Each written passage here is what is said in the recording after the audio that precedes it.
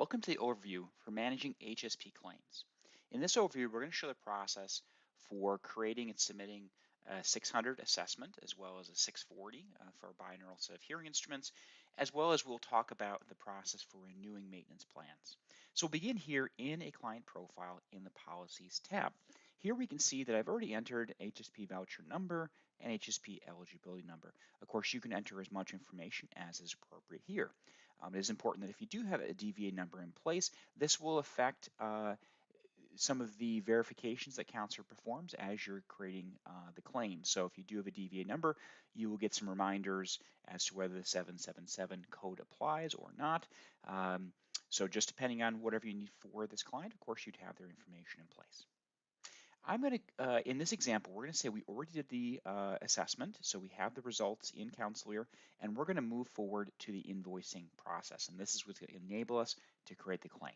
So once again, we're going to start here talking about the assessment, the 600. So first, we'll select New Invoice.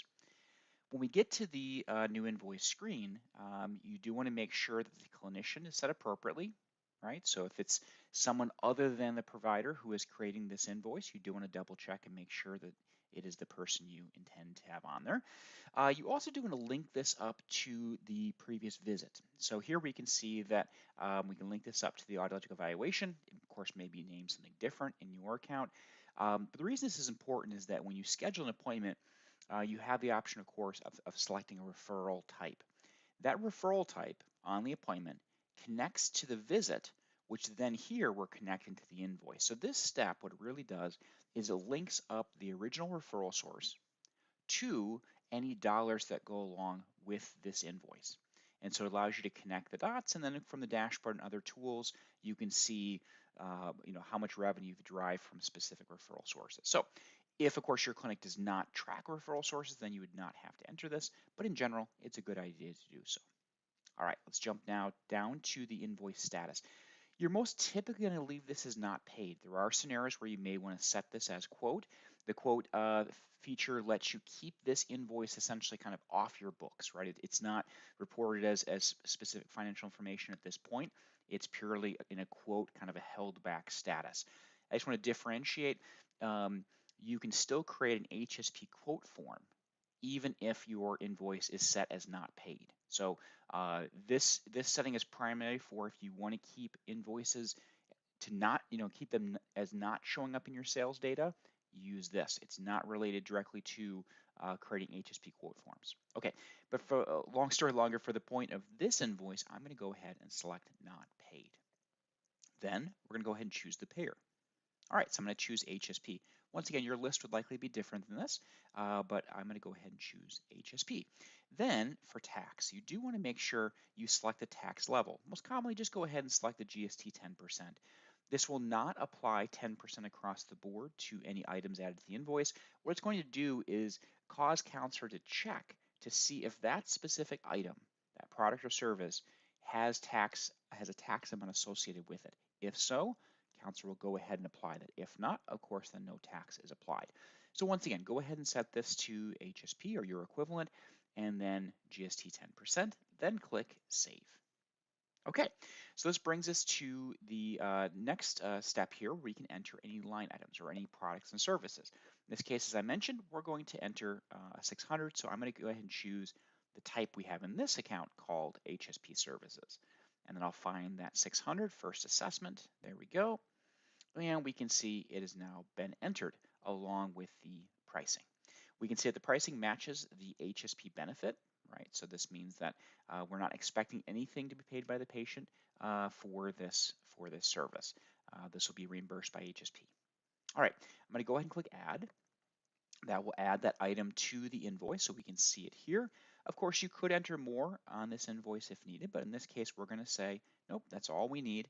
When we advance to the Payments tab, we can see that there's nothing due from the patient for this encounter, right? Whereas we are expecting $152.40 from the insurance. Now, just a very quick definition here. In Counselor, we use insurance in a very broad fashion. That means any basically payer that may be obviously paying you money is on behalf of a client or a patient. And so in this case, this very much includes HSP. Okay, so in this case, we're saying insurance, but really mean here HSP will be paying $152.40. All right, so we have this set. We're going to move ahead to the claims tab. This is where we can review this information and actually build the claim, right? So we can see the patient's info. We can see the 3 falls are in place that came over from the audiogram that was already entered. But it's important to know with the 3 falls, one is that, of course, you can enter these. If there's ever an instance where maybe it's a transfer patient or relocated patient or some other reason why you need to change these, you absolutely can.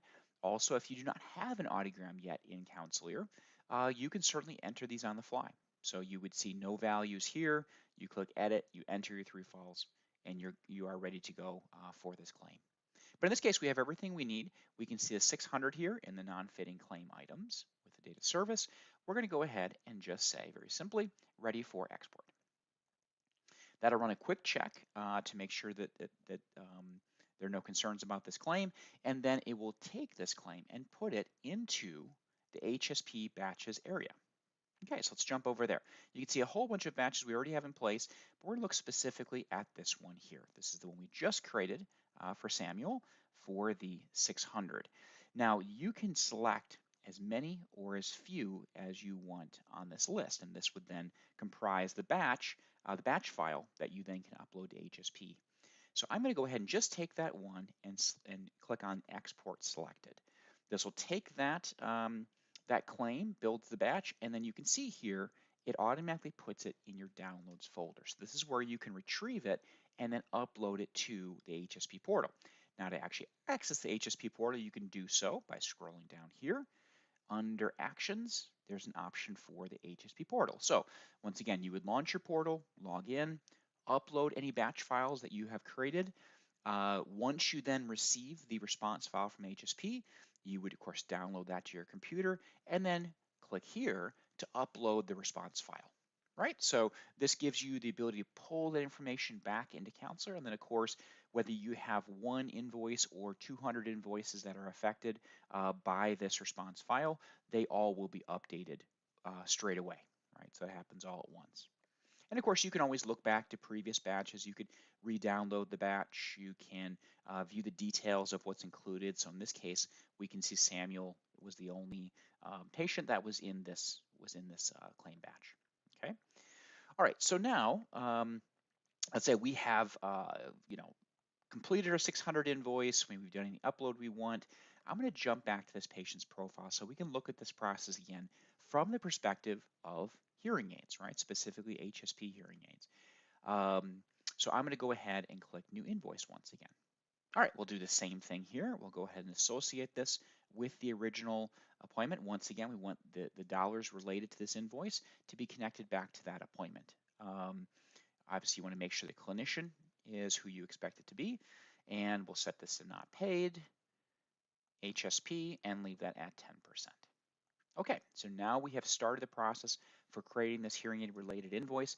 I'm going to go ahead and add the 640 first. So we'll say HSP services, and then let's add our 640. There we go. And what we're going to see here, of course, is the 640 with description. We'll see the amount, we'll see the tax, and the total amount. And here we'll see that the 610.45 matches the HSP benefit. Okay. I'm going to go ahead and click Add, and that will add this item to your invoice. Now, I should note with the pricing related to HSP items, Counselor does maintain those. So every July 1st, we will run a process to update the pricing, not only what you see here in these lists I'm showing you now, but also behind the scenes as far as how much the HSP benefit is for that current year. Okay. All right, so we have our 640 in place. Now we want to add the hearing instrument. So first I'll go and select hearing aid. Once again, you may have a different type than that. And I'll just go ahead and grab one kind of towards the top of the list here. Let's go ahead and grab a more one. Okay, so we grab that device. We can see the code related to it, right? So that's in place. We can see this is a category 2 device or class 2 device. And then you do need to select or tick this box for include on claim. This is important because, of course, not all hearing aids are going to be billed to HSP on a claim, right? Many of them will be private pay. So by doing this, you're telling Counselor that, yes, I want this to go on the claim. Okay. Here we can see the cost for the device. We can see the HSP benefit, right? So um, uh, if you have, as you mentioned, if you have any questions about setting up your pricing in Counselor for hearing instruments, we do have some guidance we can provide, and specifically can show two scenarios. One is if you wish to have different pricing for your HSP clients versus your private pay clients. That's one scenario. Second scenario would be if you wish to have the same pricing for HSP clients versus private pay. And so we can guide you through the process of getting that set up appropriately. Okay, but here we can see the price for the device and the HSP benefit. These two numbers will be used to determine the top-up value. I'm going to talk about that more in just a moment. As we scroll down, we can see the opportunity here to add information for these devices. Now, at this point, we likely do not know a lot of information about these devices because we haven't ordered them yet. We're doing this right now to be able to create the quote for the patient, the HSP quote. So we're going to go ahead and scroll down. One exception I should mention, you may want to enter like fitting details. It's like color and dome size and receiver. That may be something you record at this time. All right, but I'm going to go ahead and add. That, of course, will add the hearing instrument to the list of items here. Instead of having to reselect all that information, I'm simply going to click copy off to the right, and that will then bring open a second device with matching device. And so then all you have to do, once again, is click update at the bottom, and now we have two. So I added the first, clicked copy, and then it enabled me to create the second. All right, so we have our 640 plus our two devices. Obviously, you can add any co-payments as you see appropriate at this point, whatever your process may be, or if you're adding the 777 related to DVA, obviously that can be added at this time as well. Now we jump ahead to the payments tab. What we'll see here is there's the total due, right? So this is going to be the cost of the devices plus the cost for the 640 HSP code. When we break this down, this shows specifically what is due from HSP. And of course, the difference is going to be the top-up amount. So when we take the total amount less the HSP contribution, then we have the patient top-up. At this point, you can absolutely take payment if you wish for a portion or all of this amount, or you don't have to. You can leave this for now. Perhaps you take it at a later time. That's entirely up to you. Okay, but at this point, we do want to create the quote form for the patient. So I'm going to go ahead and select Actions and then Form Document. Form Document is a very powerful tool where we can help you build templates in place to help autofill information where needed. So these can be customized for you. We also have a whole suite of HSP standardized forms, relocation, here's the quote form. So that way you can grab these very quickly. So in fact, that's what we're going to do here is grab the HSP device quote form. Okay. You do have the ability, of course, then to view this online, meaning you could bring this up on a tablet computer and have the client review and sign. You also could bring this up on a monitor and then have a signature pad attached, and then once again the client can review and sign. Or you could drop this straight to a PDF. And this, of course, this form would have your logo, your information, so it's all customized for you, and it would give you the ability to view this information. Of course, you can detect any potential issues that may have occurred, and this is all, of course, based on the HSP's template. So once again, this would all be customized for you, but then the rest of this is really standardized. We can see the specific details of what is on that invoice. We can see in this case the cost to client, right, and then any other details will autofill. In this case, you would go ahead and print one copy, have the patient sign, and then you can scan that back into their document section within Counselor. So hopefully very quick and easy to get your quote form completed. By the way, this will automatically update whether this is a partially subsidized or a fully subsidized. So you're going to use one template in both scenarios. Okay, so let's jump back to the patient profile here. Let's go ahead and let's say this client decided to move forward. So we're going to jump back to Samuel's profile. At this point, we can say we've ordered the devices. Within the devices, so let's say you receive the device, I should say. Once you receive the devices, you can pop back in and you can make any updates, of course. And once again, you enter as much or as little detail as you know at this time. The delivery date refers specifically to when the shipping company delivered these devices to your office. This may be a value that this date value that you track routinely, or maybe you don't at all, right? It's optional. Okay. The fitting date, of course, is very important as well as the follow-up date. So it just depends on when you know this. In this case, we're going to say that we do know when this fitting will occur. So we're going to go ahead and we'll just make this out for tomorrow, for Saturday. Fitting follow-up, we don't know that yet. So we'll leave that alone. In this case, we're going to say this is the left ear. Here's the serial number. Let's go ahead and put in some dates here. Okay. And then instead of having to recopy that information for the other hearing aid, we can go ahead and select duplicate this device for the opposite ear.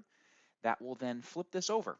It takes us to the other device. We simply just select that this is going to be the right ear, and let's put in our serial number, and we'll see that the rest information is already populated. So very quick to update both devices. And there we go. So we have both devices in place. If you do spot an issue, maybe like for example here I can see there's a difference in the length of the serial number. I'm going to assume that's not proper. Obviously these are all fake, but you still can detect little things like that. Go in and make the change, and of course it immediately updates as well. Okay. So now we have the two devices in place. We want to prepare for the fitting. So we're going to go ahead and jump back into the invoice itself. All the information we just entered in the device profile is in these profiles. So if I go ahead and edit this first one here, I'll see that everything we had just entered is here. So it's a shared profile, whether you make any changes here in the invoice or in the devices tab itself, it's the same information in both places. Okay, but now that we have this information in place, we do have the ability to go ahead and create another form document, and this would typically be used for, say, like a purchase agreement or any other forms that you have the client review and sign perhaps at the time of the fitting. Okay. Now it's important to note that, of course, at this point we are not ready to submit the claim because we have not had our follow-up, or at least attempted the follow-up. So in this case, we're going to jump back to Samla's profile. So let's say we have in fact fit the devices, and now we follow up with the client, right? So we get back in touch with them, and maybe phone call or in person, and we say, okay, let's go ahead and add our follow-up date, 7 days or more from the fitting date. So I'm going to go ahead and say, all right, we fit this on the 23rd. Let's say we followed up on the 30th. Okay, we'll save that. We're going to do the same thing for the other device as well. So we'll put the follow-up date here as the 30th. Now, of course, if you didn't have a follow-up, if you were unable to complete that, then of course you would not enter a date in that field. The reason the follow-up date is so important is that if we look back at the invoice and then we actually jump to the claims tab, what we're going to see is that the date of service for the 640 has now been updated to the follow-up date. So there's no work you have to do. You don't have to go back and modify the line items to make this work. Counselor is going to look and say, is there a follow-up date? If so, then update the date of service for the fitting HSP code.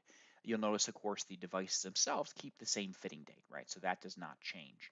I should note as well that if you did have a 777 item on this claim as well, it would also update the date of service. So you keep these consistent. So you'd have your 640 and your 777 would have the same date of service, which of course would be equal to the follow-up. So at this point, we have what we need here. So we're ready to go ahead and once again export the claim.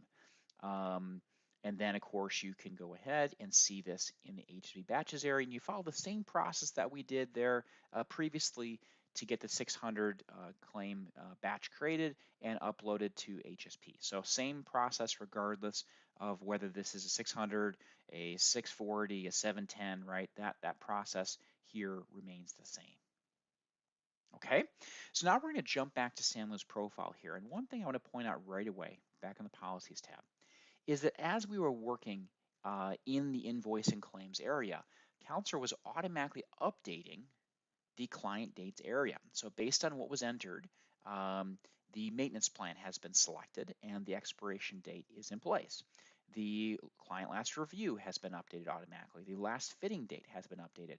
If you do a replacement and you use those codes, then this would automatically be updated as well. So this means you do not have to manually update or manipulate these dates. These are being done as you create invoices and as you create claims. Okay.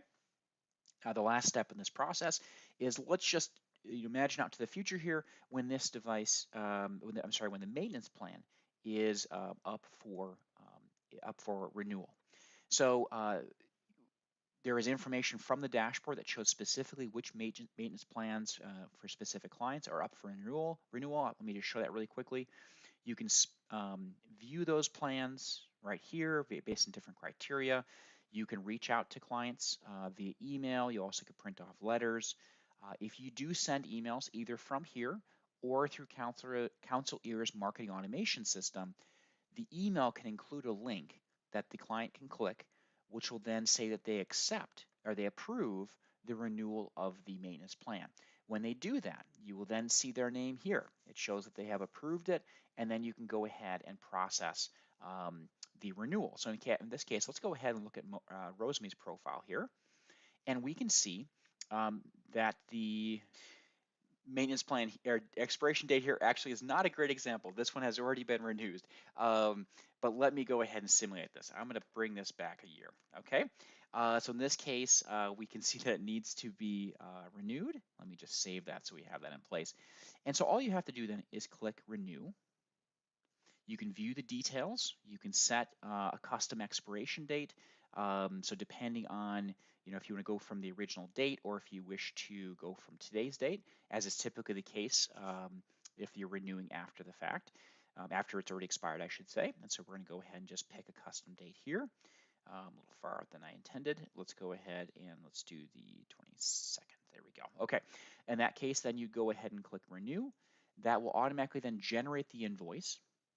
Put in any 3 falls. In this case, I apologize, the patient doesn't have any 3 falls in place, but typically they would already show up, and then you go ahead and create your claim. So point being is, when we're talking about the 600, right, creating the invoice for the assessment, the 640, the 710, those of course all just sample scenarios that we're referring to here, but that can be generalized to other codes as well. We want to guide each step of the way. Of course, if you do have any questions about any of these steps, any of these processes, please give us a call, email us, live chat us. We are happy to help. We're also happy to potentially record a custom video. If you find that your particular practice needs some very specific guidance on a workflow, we're happy to help there as well. So thank you very much for joining us for the counselor overview on managing HSP claims.